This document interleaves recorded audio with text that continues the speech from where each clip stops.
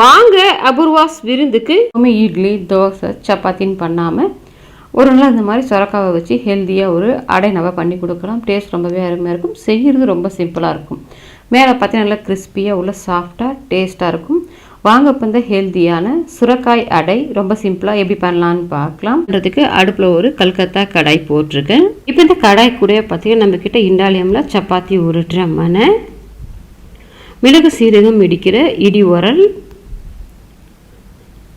அது கூடவே பார்த்தீங்கன்னா இண்டாலியமில் தோசைக்கல் புடி உள்ளது புடி இல்லாதது ரெண்டுமே நம்மக்கிட்ட சேலுக்கு அவைலபிளாக இருக்குது. இது எல்லாமே உங்களுக்கு வேணும்னு நினச்சிங்கன்னா ஸ்க்ரீனில் நான் கொடுக்குற நம்பருக்கு வாட்ஸ்அப் பண்ணுங்கள். டீட்டெயில்ஸ் சென்ட் பண்ணுற வேணுன்றவங்க ஆர்டர் பண்ணிவிட்டு வாங்கிக்கலாம். இப்போ கடாயில் ஒரு 2 டேபிள் ஸ்பூன் அளவுக்கு எண்ணெய் சேர்த்துக்கோங்க. எண்ணெய் காஞ்ச பிறகு இதில் 1 ஸ்பூன் சீரகம், அது கூடவே காரத்துக்கு பார்த்து சீரகம் பொரிஞ்ச பிறகு 2 பச்சை மிளகாவை கட் பண்ணிவிட்டு வச்சுருக்கேன். அதை சேர்த்துட்டு அது கூடவே ஒரு 5 வர மிளகா எடுத்திருக்கேன். நீங்கள் மிளகாய் சேர்க்கும்போது ரெண்டுமே மிக்ஸ் பண்ண மாதிரி உங்கள் காரத்துக்கு தகுந்த மாதிரி எடுத்துகிட்டு ஒரு சின்ன துண்டு இஞ்சி, அது கூடவே ஒரு 10-12 பல் பூண்டு இருக்கும், தோல் எடுத்துகிட்டு வச்சுருக்கேன். இது எல்லாத்தையும் சேர்த்துட்டு அந்த பச்சை மிளகா பூண்டு கொஞ்சம் நல்லா வதங்கி வரட்டும். இப்போ பார்த்தீங்கன்னா பூண்டு பச்சை மிளகா ரெண்டுமே நல்லா வதங்கிடுச்சு. இப்போ ஒரு மீடியம் சைஸ் வெங்காயம் ஒன்று மெல்லுசாக கட் பண்ணியிருக்கேன், அதை சேர்த்துட்டு இப்போ வெங்காயம் லேசாக நிறம் மாறிட்டு வதங்கி வரணும். அது வரைக்கும் வதக்கி விட்டுக்கோங்க. இப்போ வெங்காயம் பார்த்திங்கன்னா இந்த அளவுக்கு நல்லா வதங்கி வந்துருச்சு. இப்போ இந்த அளவுக்கு வதங்கி வந்த பிறகு இதில் 3 மீடியம் சைஸ் தக்காளி கட் பண்ணிவிட்டு வச்சுருக்கிறேன். அதை சேர்த்துட்டு இந்த தக்காளி நல்லா குழஞ்சி வதங்கி வரணும். அது வதங்கிறதுக்காக இப்போவே தேவையான அளவுக்கு உப்பையும் சேர்த்துட்டு வதக்கி விட்டோம்னா சீக்கிரமாகவே வதங்கி வந்துடும். இப்போ இந்த தக்காளி நல்லா வதங்கி வரட்டும். இப்போ பார்த்தீங்கன்னா தக்காளி நல்லா குழஞ்சி வதங்கி வந்துருச்சு. இப்போ இந்த அளவுக்கு வந்த பிறகு இதில் கொஞ்சமாக நான் மல்லி இலை சேர்த்துக்கிறேன். நீங்கள் மல்லி இலைக்கு பதிலாக புதினா வச்சுருந்தீங்கன்னா புதினா கூட சேர்த்துக்கலாம், ரெண்டுமே ஃப்ளேவராக நல்லாயிருக்கும். இப்போ நான் மல்லி சேர்த்துட்டு ஒரு 1 நிமிஷத்துக்கு மட்டும் வதக்கி விட்டிங்கன்னா அப்படியே சுருங்கி வதங்கி வந்துடும். இப்போ இதை வதக்கி விட்டுடலாம். இப்போ பார்த்தீங்கன்னா எல்லாமே ஒன்றா சேர்ந்து நல்லா வதங்கி வந்துருச்சு. இப்போ அடுப்பை ஆஃப் பண்ணிவிட்டு இதை அப்படியே நல்லா ஆற விட்டுருங்க, நல்லா ஆறி வரட்டும்.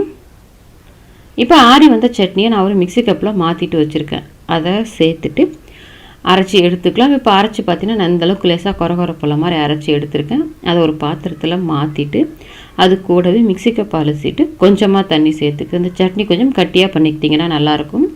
அது கூடவே நம்ம வழக்கமாக சட்னி தாளிக்கிற மாதிரி தான் கடுகு உளுத்தம்பருப்பு சேர்த்து தாளிச்சிருக்கேன்.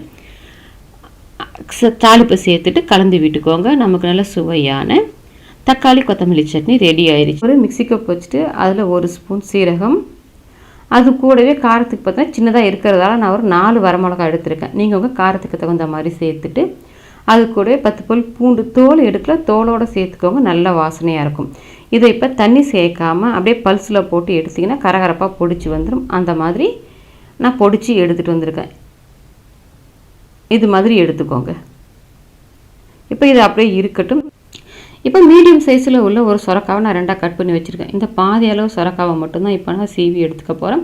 அது மேலே உள்ள தோலை நீக்கிக்கோங்க. நீக்கிட்டு அந்த சொரக்காவை நம்ம அடிப்பாகத்தை கட் பண்ணிவிட்டு அதை பாதியாக கட் பண்ணிக்கோங்க. உள்ளே இருக்கிற விதை பகுதி நமக்கு தேவையில்லை. அந்த விதை பகுதியை கட் பண்ணி எடுத்துட்டு மேலே உள்ள அந்த சதைப்பகுதியை மட்டும் நம்ம காய் சீவுற சீவில் சீவி எடுத்துக்கலாம்.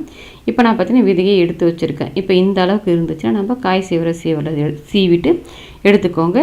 இப்போ ஒரு மிக்சிங் பவுல் வச்சுட்டு அதில் நான் அந்த பாதி அளவுக்கு எடுத்துருந்த சொரக்காவை சீவி வச்சுருக்கேன். அது கூடவே ஒரு பெரிய சைஸ் கேரட் ஒன்று, மீடியம் சைஸ் வெங்காயம் ஒன்று நீல வாக்கில் கட் பண்ணியிருக்கேன். கொஞ்சமாக மல்லி இலை பொடியை நறுக்குனது, கொஞ்சமாக கருவேப்பிலையும் பொடியை கட் பண்ணி வச்சுருக்கேன். இது எல்லாத்தையுமே ஒன்றாவே மிக்சிங் பவுலில் சேர்த்துக்கோங்க. அது கூடவே நம்ம மிக்சியில் பொடிச்சு வச்சுருந்ததையும் சேர்த்துட்டு தேவையான அளவுக்கு உப்பு சேர்த்துக்கோங்க. அது கூடவே கடையில் வாங்கினா பச்சரிசி மாவு 1 கப் அளவுக்கு நான் எடுத்திருக்கேன். நீங்கள் வீட்டில் கழுவி காய வச்சது இடியாப்பம் மாவு எது வச்சுருந்தீங்கனாலுமே எடுத்துக்கலாம். 1 கப் அளவுக்கு பச்சரிசி மாவு சேர்த்துட்டு தண்ணியோடு சேர்க்க வேணாம். இப்போ நான் ஒரு பாதி கப் அளவுக்கு தண்ணி சேர்த்துருக்கேன். தண்ணி ரொம்ப குறைவாக தான் தேவைப்படும். இப்போ இதை கலந்து பார்த்துட்டு தேவைப்பட்டுச்சுன்னா மறுபடியும் நம்ம கொஞ்சமாக சேர்த்துக்கலாம். இப்போ எனக்கு தண்ணி பத்தாததுனால நான் இன்னும் கொஞ்சம் தண்ணி சேர்த்துட்டு கெட்டியமாக இருக்கணும். ரொம்ப தண்ணியாக இருக்கக்கூடாது, அதே சமயத்தில் ரொம்பவுமே கெட்டியாக இருக்கக்கூடாது. பார்த்தா இந்த மாதிரி இருக்கணும். அப்படியே கொஞ்சம் கட்டியாக இருக்க பாருங்கள். இந்த பதத்துக்கு இருந்துச்சுன்னா நமக்கு கரெக்டான கன்சிஸ்டன்சியில் இருக்கும். இப்போ நமக்கு சொரக்காய் அடைக்கான மாவு ரெடி ஆகிடுச்சு. இப்போ இதை சுட்டி எடுக்கிறதுக்காக அடுப்பில் ஒரு கல்கத்தா கடாய் போட்டிருக்கேன். இப்போ இந்த கடாய் கூட பார்த்தீங்கன்னா நம்மக்கிட்ட இண்டாலியமில் சப்பாத்தி உருட்டுற மனை, மிளகு சீரகம் இடிக்கிற இடி உரல், அது கூடவே பார்த்தீங்கன்னா இண்டாலியமில் தோசைக்கல், புடி உள்ளது புடி இல்லாதது ரெண்டுமே நம்மக்கிட்ட சேலுக்கு அவைலபிளாக இருக்குது. இது எல்லாமே உங்களுக்கு வேணும்னு நினச்சிங்கன்னா ஸ்க்ரீனில் நான் கொடுக்குற நம்பருக்கு வாட்ஸ்அப் பண்ணுங்கள், டீட்டெயில்ஸ் சென்ட் பண்ணுறேன். வேணுன்றவங்க ஆர்டர் பண்ணிவிட்டு வாங்கிக்கலாம். இப்போ இதில் 1 ஸ்பூன் அளவுக்கு எண்ணெய் இந்த மாதிரிலாம் சுற்றின மாதிரி போட்டுட்டு அப்படியே லைட்டாக ஸ்ப்ரெட் பண்ணி விட்டுக்கோங்க. ஸ்ப்ரெட் பண்ணி விட்டிங்கன்னா நம்ம அந்த அடை செய்தி எடுக்கும்போது நமக்கு நல்லா ஒட்டி பிடிக்காமல் இருக்கும். இப்போ அந்த எண்ணெயில் நம்ம ரெடி பண்ணி வச்சுருந்த அந்த சுரக்காய் கலவையை ஒரு பெரிய ஸ்பூனால் 2 ஸ்பூன் அளவுக்கு வச்சுட்டு அப்படியே சமமாக ரவுண்ட் ஷேப்பில் ஸ்ப்ரெட் பண்ணி விட்டுக்கோங்க. நான் பார்த்தீங்கன்னா கடாயில் பண்ணுறேன். நீங்கள் எது நான்ஸ்டிக் ஆப்பா கடாய் வச்சுருந்தீங்கன்னா அதுலேயும் பண்ணலாம், இல்லை தோசை கல்லில் கூடவே இது மாதிரி நீங்கள் பண்ணி எடுத்துக்கலாம். இப்போ இதனால் சமமாக ஸ்ப்ரெட் பண்ணி விட்டுட்டு கொஞ்சமாக மேலே லைட்டாக எண்ணெய் போட்டு இங்கே குழந்தைங்களுக்கு கொடுக்குற மாதிரி நெய் போட்டு கொடுங்க, ரொம்பவே டேஸ்ட்டாக இருக்கும். அடுப்பை கம்ப்ளீட்டாக சிம்மில் வச்சுட்டு மூடி போட்டு வேக வைங்க. அப்போ தான் உள்ளுக்குள்ளே நல்லா வெந்து வரும். சிம்மில் வச்சு வேக வைக்கும்போது நல்லா கோல்டன் கலரில் வெந்து வரும். இப்போ ஒரு சைடு இது மாதிரி லைட்டாக வெந்த பிறகு திருப்பி போட்டுட்டு இங்கே மூடி வைக்க வேண்டாம், அப்படியே ஓப்பன்லேயே வச்சு வேக விட்டிங்கன்னா நல்லா மொறு மொறுன்னு வெந்து வரும். நம்ம மூடி போட்டோம்னா சாஃப்டாக தான் வெந்து வரும். இப்போ இந்த மாதிரி இன்னொரு சைடுமே சிம்லேயே வச்சு இப்போ நான் பார்த்தீங்கன்னா 2 சைடுமே நல்லா வேக வச்சு எடுத்துட்டேன். கோல்டன் கலரில் வெந்து வந்துருச்சு. இப்போ வெளியில் எடுத்துக்கலாம். நமக்கு நல்ல சுவையான இன்ஸ்டண்ட்டாக ஒரு 10 நிமிஷத்தில் செய்யக்கூடிய சுரக்காய் அடை ரெடி ஆகிடுச்சு. நீங்களும் உங்கள் வீட்டில் ட்ரை பண்ணி பாருங்கள். ட்ரை பண்ணி பார்த்துட்டு எப்படி வந்ததுன்றதை கமெண்ட் செக்ஷனில் சொல்லுங்கள். லைக் பண்ணுங்கள், ஷேர் பண்ணுங்கள், அபூர்வாஸ் விருந்துக்கு சப்ஸ்கிரைப் பண்ணுங்கள், கூடவே பெல் பட்டனை கிளிக் பண்ணுங்கள். அப்போ தான் என்னோடய அப்லோட்ஸ்லாம் உங்களுக்கு உடனடியாக கிடைக்கும்.